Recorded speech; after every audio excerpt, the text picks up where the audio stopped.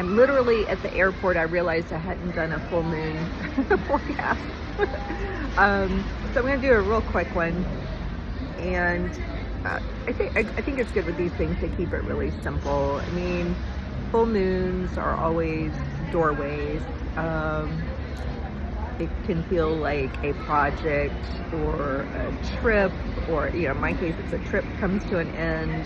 Some travel comes to an end, but then something's always beginning too. So it's almost an illusion that something is ending, but things can come to fruition and culmination, and you're just moving on to the next thing. The main thing to remember here is, more than ever right now, more than any time I've ever seen in history, in the time that I've been observing, in my adult life, it's so important to keep in mind some basic self-coaching principles that tie into what people call, like the law of attraction kinds of stuff. There's some very simple psychological underpinnings to the law of attraction and to the energy around this full moon, the beginning of the summer, which was gone. This is a kind of a cardinal sign full moon, because we've got a season that ended and another one that's begun.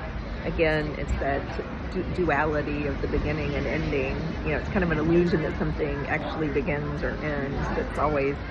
It's more fluid than that. But anyway, I won't digress too much. The main thing to remember here is, more than ever, if I look at everything that's going on around this full moon, it's so important that you understand how to work with your own mind. So what you resist persists is one key self-coaching principle. So if you're always railing against something, fighting against something, mad about something, reacting to other people, like resisting what's going on around you, other groups of people, other ideas, it's like you're fanning the flames of the very thing that you don't want in your life or around you. And I've seen this over and over again in my own life and in people who I've coached.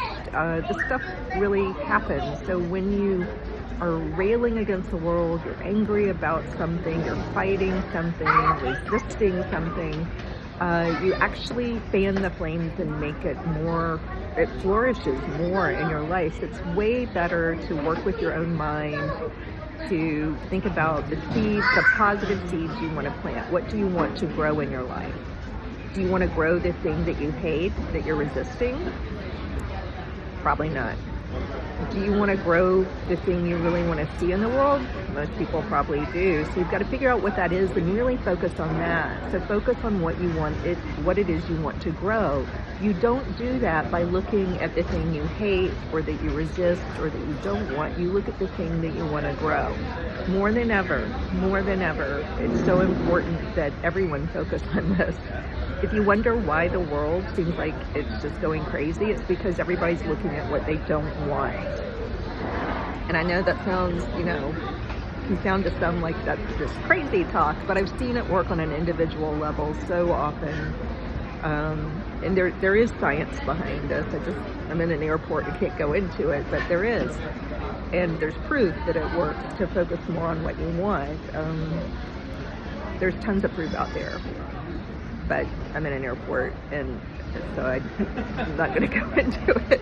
I'm going to sign off, but I wanted to do a quick hello and full moon update for everybody. All right, take care.